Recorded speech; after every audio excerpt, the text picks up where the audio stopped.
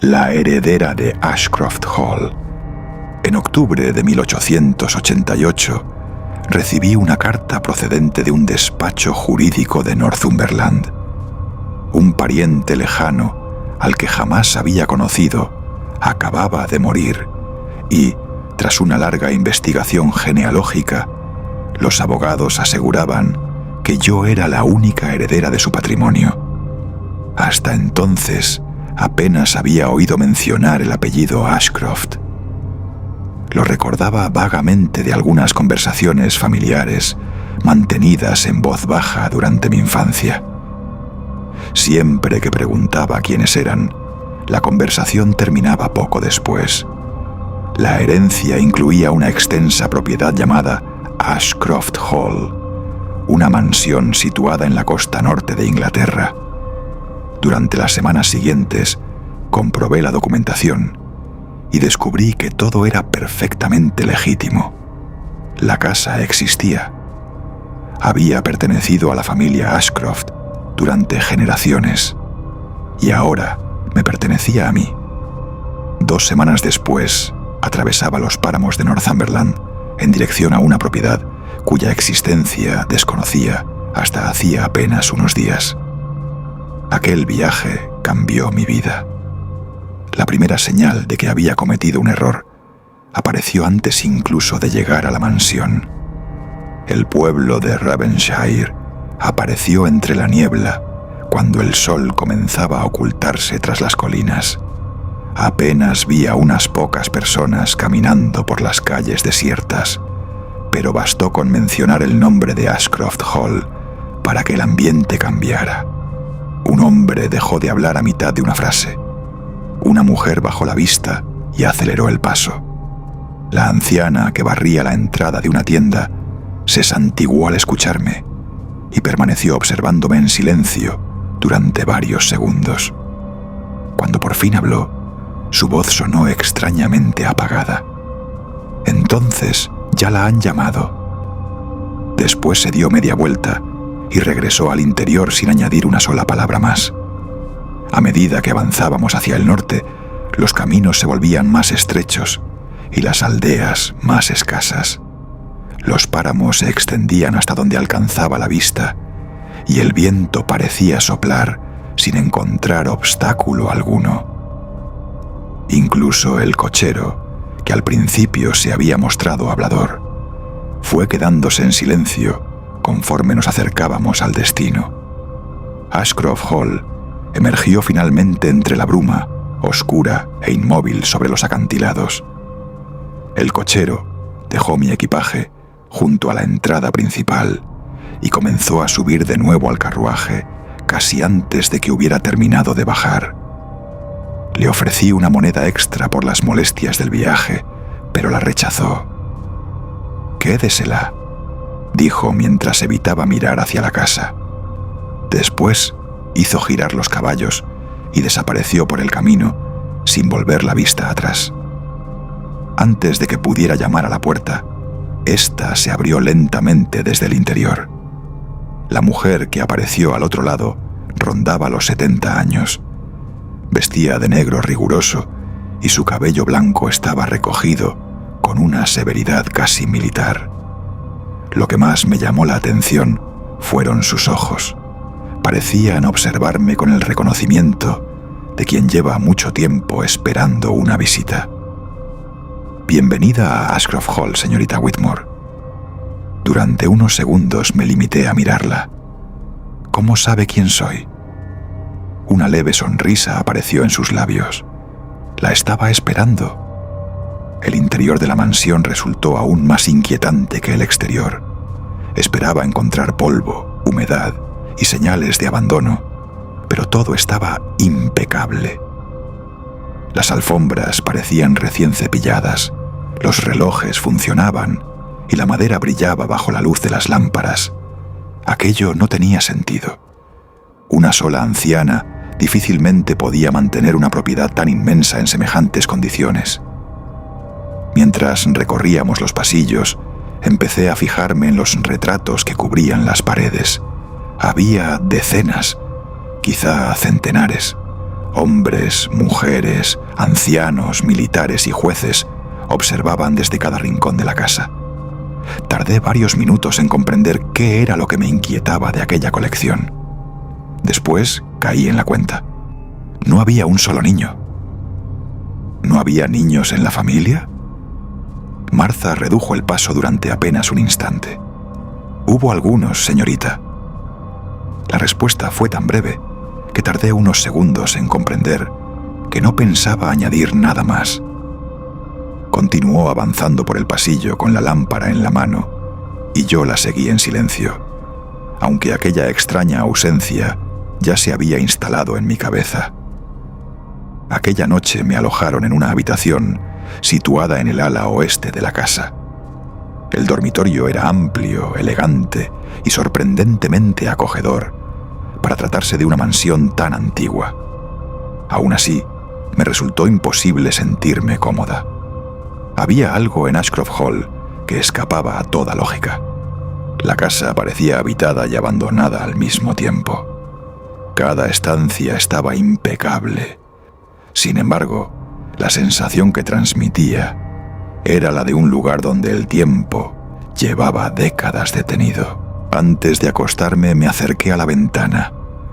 La oscuridad había cubierto los jardines y el viento agitaba las copas de los árboles con movimientos bruscos y desordenados. Mientras observaba el exterior, una pequeña luz llamó mi atención. Brillaba en una de las salas más alejadas de la mansión. Parecía la llama vacilante de una lámpara. Permanecí observándola durante varios segundos. Después desapareció.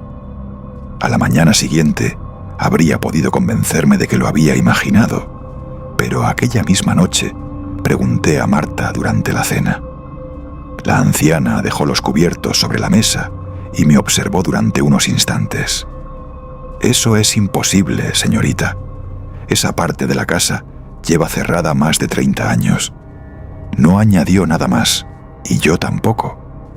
Sin embargo, cuando regresé a mi habitación, la sensación de inquietud que me había acompañado desde mi llegada era mucho más intensa.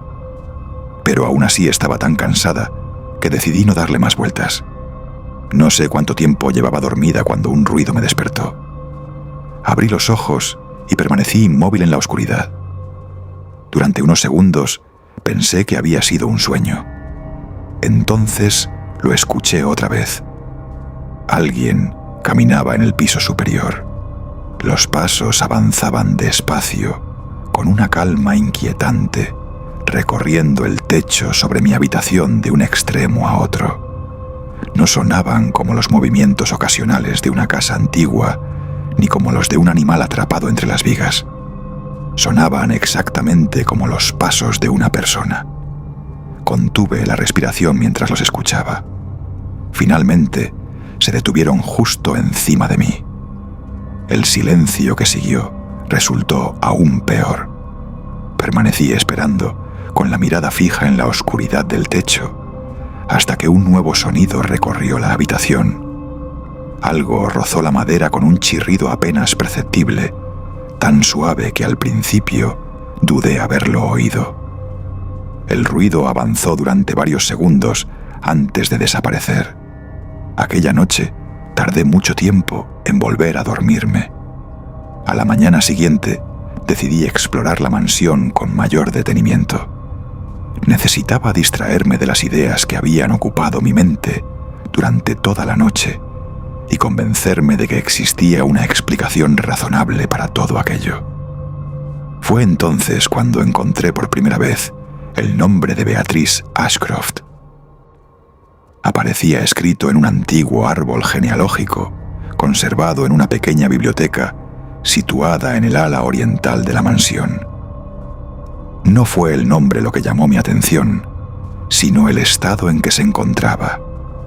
Alguien había intentado eliminarlo. La tinta había sido raspada con tanta fuerza que parte del papel se había desgarrado. Aquello despertó inmediatamente mi curiosidad. Durante la siguiente hora, revisé otros documentos familiares dispersos por la biblioteca. La mayoría no contenían nada relevante, pero el nombre volvió a aparecer. Un registro parroquial. Una anotación escrita a mano en el margen de un libro de cuentas. Siempre ocurría lo mismo. El nombre estaba incompleto, tachado o parcialmente borrado, como si alguien hubiera dedicado años a intentar eliminar cualquier rastro de aquella persona. Aquella misma tarde encontré algo todavía más extraño. En uno de los pasillos del segundo piso, descubrí un espacio vacío entre dos retratos. La pared conservaba la marca rectangular de un cuadro que había permanecido allí durante muchos años. Debajo encontré una pequeña placa de latón cubierta por una capa de polvo. Me arrodillé para limpiarla con la manga. Solo había un nombre: Beatrice Ashcroft. Permanecí observándola durante varios segundos. Aquella era la primera prueba evidente de que alguien no solo había intentado borrar su nombre de los documentos, también había eliminado su rostro de la propia mansión. Aquella misma tarde decidí preguntarle a Marta por Beatrice Ashcroft. La encontré colocando flores frescas en varios jarrones del vestíbulo principal. Cuando pronuncié aquel nombre, sus manos se detuvieron de inmediato. No fue un gesto exagerado ni teatral. Precisamente por eso resultó tan inquietante. Durante unos segundos permaneció inmóvil, observando las flores que sostenía entre los dedos. ¿Quién era?, pregunté. La anciana levantó lentamente la vista. Por primera vez desde mi llegada, tuve la sensación de que estaba viendo a la verdadera Martha Graves y no a la mujer educada y distante que me había recibido en la puerta. Hay nombres que es mejor no pronunciar dentro de esta casa, señorita. Aquella respuesta solo aumentó mi curiosidad. He encontrado documentos donde aparece su nombre. También había un retrato suyo. Alguien lo retiró deliberadamente. Los ojos de Marta se desviaron durante un instante hacia la gran escalera que conducía al piso superior. Fue un movimiento casi imperceptible, pero bastó para que yo lo advirtiera. Algunas cosas deberían permanecer enterradas. Después se alejó sin añadir una sola palabra más. Aquella noche me acosté con la sensación de estar avanzando hacia una verdad que nadie deseaba revelar. Los pasos regresaron poco después de medianoche. Esta vez no me sorprendieron. Permanecí despierta escuchándolos mientras recorrían el piso superior con la misma lentitud inquietante de la noche anterior.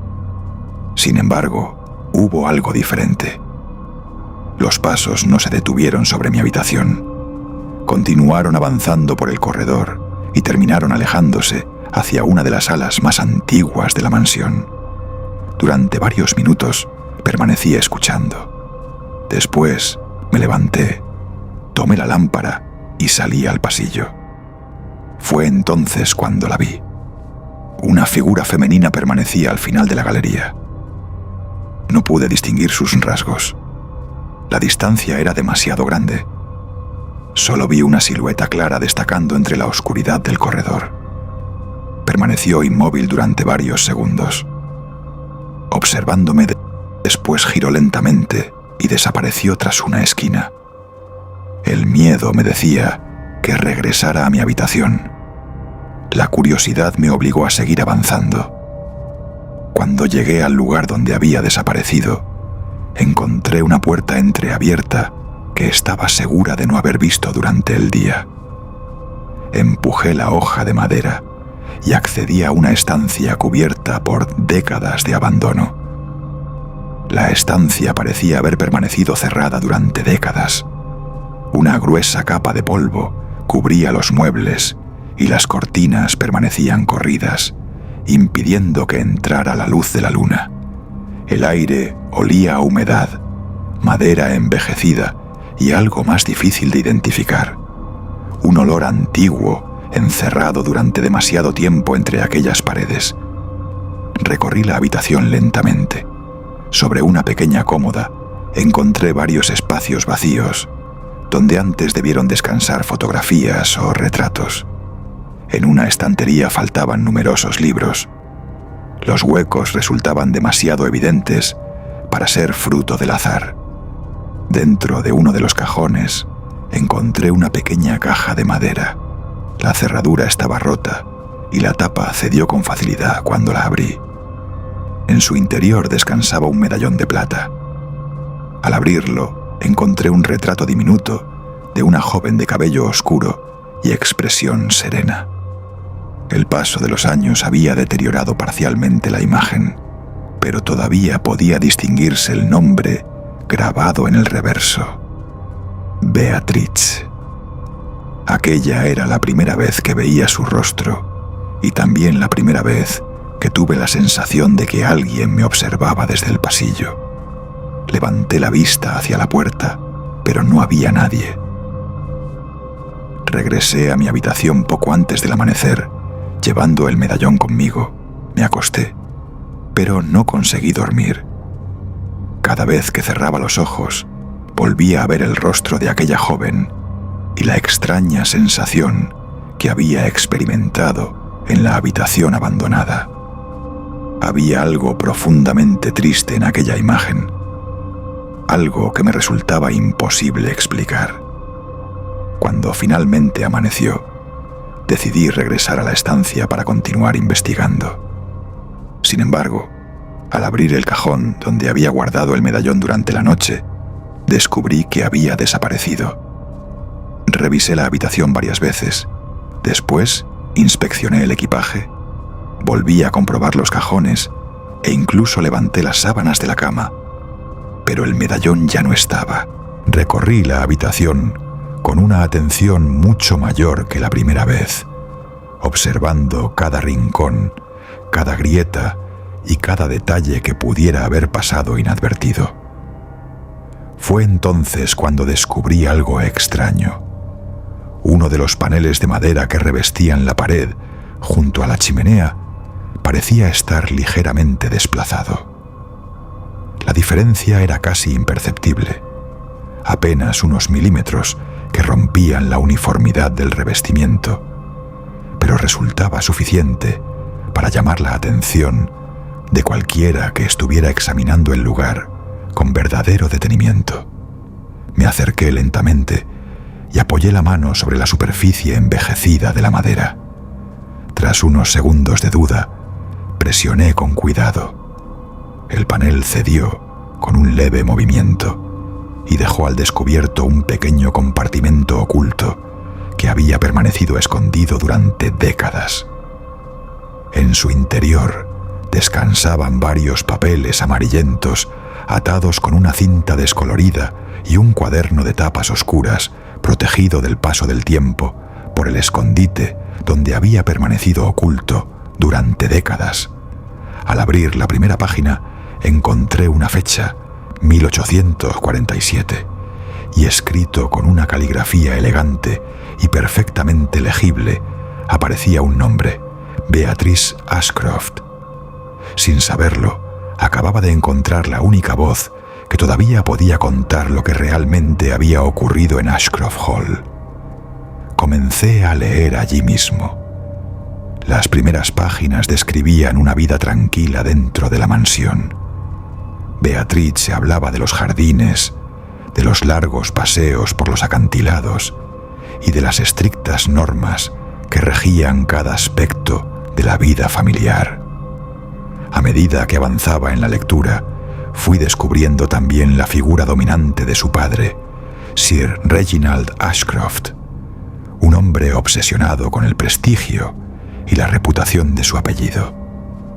Al principio no encontré nada que justificara el esfuerzo realizado para borrar cualquier rastro de su existencia. La respuesta apareció varias páginas después. Beatriz estaba enamorada. El diario relataba encuentros secretos, cartas ocultas y planes para abandonar Ashcroft Hall junto a un joven al que su padre consideraba indigno de la familia. Cuanto más avanzaba la lectura, más tensas se volvían las anotaciones. Las discusiones aumentaban. Las amenazas se hacían frecuentes. La escritura comenzaba a perder la serenidad de las primeras páginas. En una de las entradas, fechada pocas semanas antes de su desaparición oficial, encontré una frase que me obligó a releer varias veces. Padre ha dicho que antes me verá muerta que abandonando esta casa con él. Un escalofrío recorrió mi espalda, pero seguí leyendo. Las últimas anotaciones se volvieron cada vez más breves y confusas. Beatrice describía una discusión especialmente violenta, ocurrida una noche de tormenta. Después, durante varias páginas, no aparecía ninguna referencia clara a lo sucedido. La siguiente entrada parecía haber sido escrita días más tarde. La caligrafía había cambiado de forma evidente. Beatrice afirmaba encontrarse encerrada en una habitación que no reconocía. No podía ver el exterior. No sabía cuánto tiempo había pasado. Decía que alguien le dejaba agua y comida de forma irregular, pero que nunca lograba ver quién era. A medida que avanzaba por aquellas páginas, sentí una creciente sensación de horror.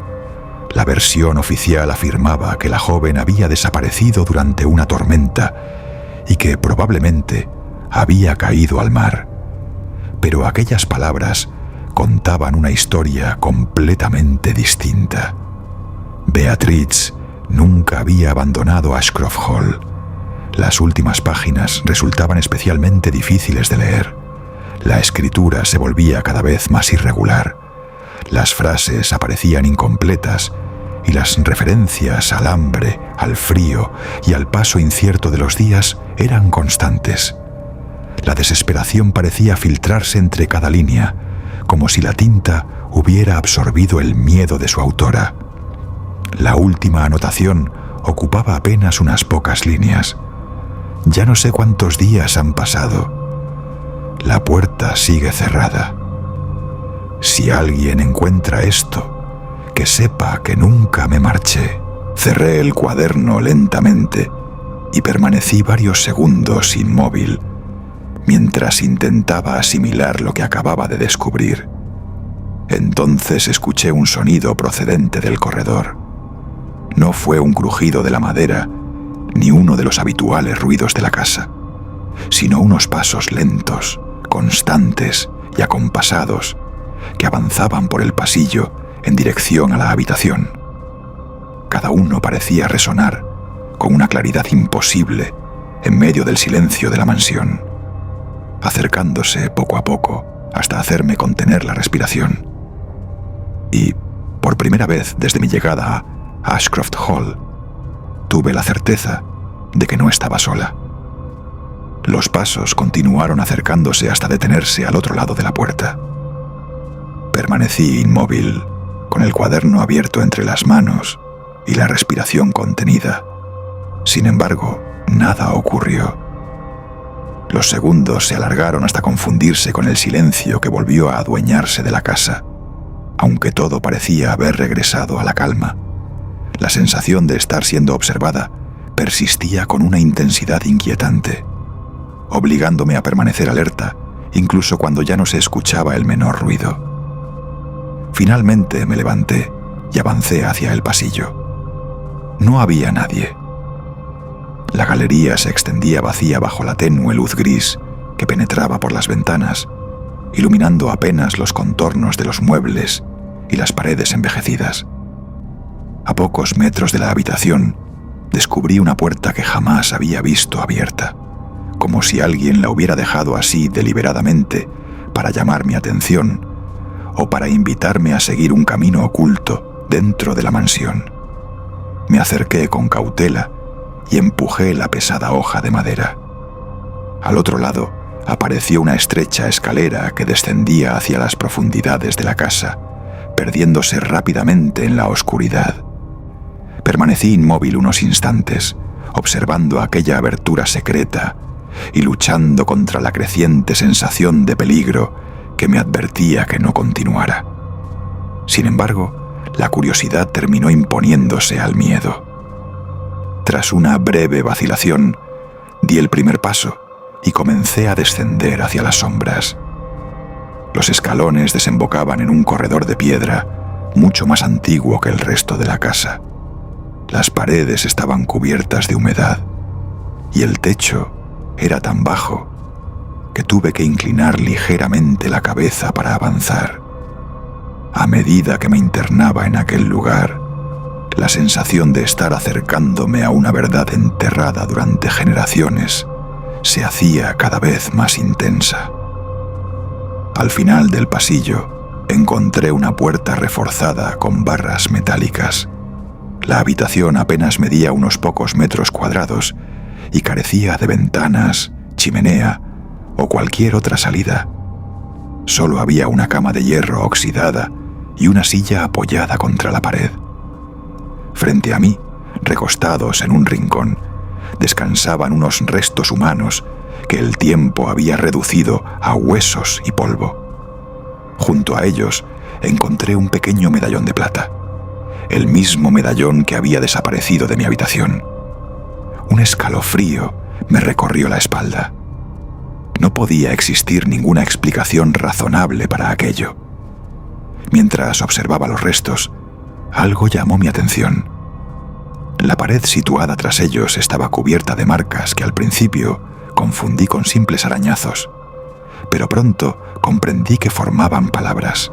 Eran nombres, decenas de nombres grabados sobre la piedra. Algunos apenas podían leerse, desgastados por el paso de los años, mientras que otros habían sido trazados con tanta fuerza que seguían siendo perfectamente visibles. Retrocedí un paso al comprender el significado de aquel descubrimiento.